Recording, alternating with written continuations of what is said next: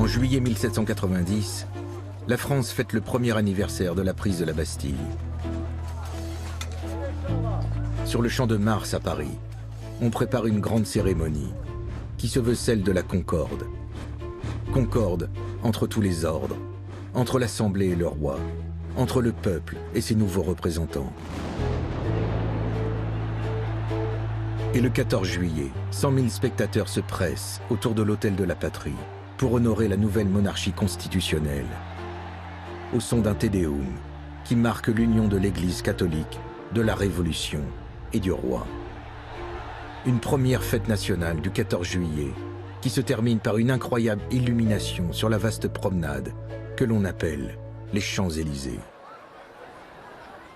Mais les mois suivants vont montrer que cette Concorde de juillet 1790 n'est en réalité qu'une façade. Car très vite, de graves fractures vont fragiliser l'édifice élaboré depuis 1 an. La première fracture a lieu en novembre 1790, lorsque l'Assemblée exige que chaque membre du clergé prête un serment de fidélité à la Révolution et accepte une nouvelle organisation de l'Église de France, avec notamment l'élection des évêques directement par le peuple. Les catholiques se déchirent alors entre ceux qui acceptent, comme à Paris, et ceux qui refusent, et que l'on appelle bientôt les prêtres réfractaires, très nombreux dans les provinces du Sud et de l'Ouest du pays. Je jure de veiller avec soin sur les fidèles de la paroisse qui m'est confiée, d'être fidèle à la nation, à la loi et au roi, et de maintenir de tout mon pouvoir la Constitution décrétée par l'Assemblée nationale et acceptée par le roi.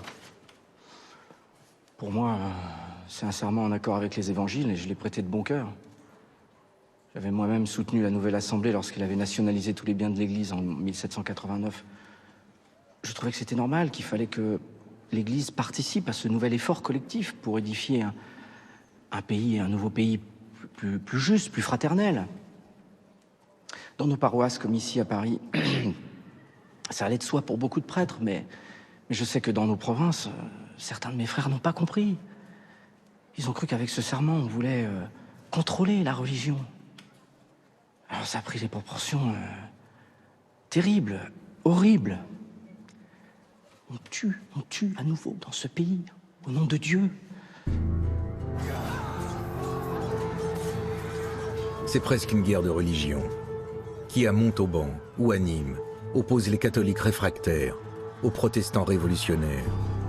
Une guerre qui fait plusieurs centaines de morts. À Avignon, on se bat et on meurt jusque dans les églises. Des églises où résonne bientôt la voix du pape, qui dénonce en mars 1791 le serment révolutionnaire et qui demande à tous les religieux du pays de se rétracter, sous peine d'être excommuniés. Cette prise de position exaspère les Parisiens, qui brûlent symboliquement l'effigie du pape dans les jardins du palais royal.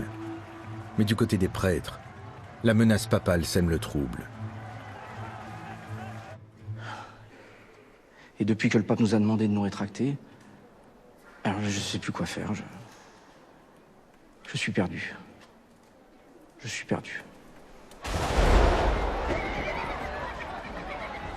Une seconde fracture, bien plus grave encore, éclate en juin 1791, lorsque les Parisiens apprennent stupéfaits que le roi Louis XVI et sa famille ont tenté de fuir le pays pour rejoindre la noblesse en exil et qu'ils ont été arrêtés à Varennes. Dans tout le royaume, c'est un coup de tonnerre. Mais non, c'est pas possible. Notre roi bien-aimé ne peut pas nous abandonner comme ça. C'est un malentendu. Je suis écœurée. Écœurée. Moi, franchement, ça m'étonne pas. Non, mais c'est une erreur. Je suis sûr qu'un jour, on apprendra la vérité.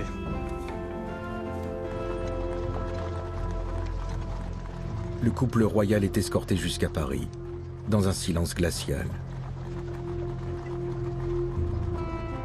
Le peuple de la capitale ne pardonne pas au roi sa trahison. Alors, dans la panique, des députés veulent maquiller cette fuite en tentative d'enlèvement. Il faut sauver le roi pour sauver la future constitution en cours d'élaboration. Mais dans les sections parisiennes, beaucoup ne sont pas dupes, comme le journaliste Jean-Paul Marat. Et voilà qu'on le ramène dans nos murs, ce brigand couronné, traître et conspirateur. La fuite de la famille royale a été préparée de longue date par les traîtres de l'Assemblée nationale, auxquels le roi a promis toutes les richesses de l'État. Dans cette classe, je range presque tous les représentants du peuple. Tous ces fonctionnaires publics auxquels nous avons confié la défense de nos droits, de notre liberté, de nos personnes, qui veulent tourner contre nous nos propres armes. Quelques semaines plus tard, cette fracture entre le peuple et son roi va avoir à Paris de douloureuses conséquences. Alors que certains responsables politiques rêvaient que la Révolution se termine en cette année 1791, un drame va changer le cours des événements. Tout est parti des clubs qui rassemblent les leaders révolutionnaires par affinité.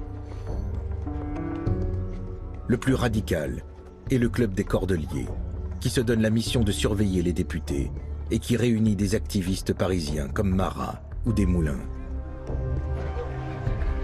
Le plus célèbre est le club des Jacobins, qui rassemble les révolutionnaires de la première heure, des plus modérés comme Lafayette, jusqu'aux plus intransigeants comme Robespierre.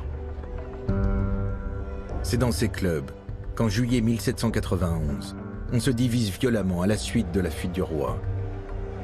Et lorsque le club des Cordeliers exige l'abdication de Louis XVI, un mécanisme infernal vient de s'engager. Pour moi, comme pour l'ami Marat, la fuite du roi était un révélateur. Georges-Jacques Danton, alors membre du club des Cordeliers, va jouer un rôle de premier plan dans les mois qui vont suivre. On ne pouvait plus continuer comme ça dans cette hypocrisie de monarchie constitutionnelle. Il fallait qu'une voix se lève pour dire « On peut imaginer un autre système, sans le roi, avec le peuple pour seul guide. Cela s'appelle la République. » J'étais donc plutôt favorable à la pétition écrite par le journaliste Robert et qui a été adoptée en mon absence par le club des Cordeliers. Mais j'aurais dû les dissuader de s'engager dans cette aventure. Je n'ai compris que trop tard ce qui allait se passer. Je me suis opposé à cette pétition défendue par Danton aux Jacobins. J'avais le pressentiment que les ennemis de la liberté cherchaient depuis longtemps l'occasion de s'attaquer au peuple. Et c'est ce mot « république » qui leur a fourni le prétexte qu'ils attendaient. Danton et Marat ont dû fuir Paris pour ne pas être arrêtés. Desmoulins a dû se cacher. Pourtant, je les avais prévenus. Quant aux citoyens qui, de bonne foi, les ont suivis lors de cette terrible journée, ils en ont payé le prix fort. Car malheureusement, pour ces honnêtes gens comme le général Lafayette, le peuple est un monstre toujours prêt à les dévorer, à moins de le tenir en chaîne et de le fusiller de temps en temps. Ah, c'était bon enfant. On a été des milliers à venir sur le champ de Mars pour signer la pétition des Cordeliers. Et moi, l'abdication du roi, j'étais pour. On était désarmés. On aurait dit une promenade en famille. Il y avait de l'orage, mais on dansait, on chantait. Et puis ils ont hissé le drapeau rouge sur l'hôtel de ville pour dire que les rassemblements étaient interdits. Et nous, on savait pas, c'est loin l'hôtel de ville. Et là, ils ont tiré sans prévenir. C'était Lafayette et la garde nationale. Des citoyens comme nous. Des citoyens qui tuent d'autres citoyens. Le 17 juillet 1791, sur le champ de Mars, 2 ans à peine après la prise de la Bastille, 52 personnes, dont une femme et un enfant, sont abattues par la garde nationale, sur ordre du général Lafayette. Des centaines de Parisiens sont blessés par ceux-là même qui étaient censés les protéger. Dans les sections parisiennes, le choc est immense. Il y aura un avant et un après 17 juillet 1791. Et beaucoup de Parisiens ne vont pas vouloir en rester à cette monarchie constitutionnelle que l'on tente de leur vendre à coups de baïonnettes. C'est ce jour-là que j'ai décidé de quitter le bataillon. Je serai toujours du côté du peuple et pas du côté des fusils qui tirent sur le peuple. Ils veulent nous la voler, notre révolution. Ça se passera pas comme ça.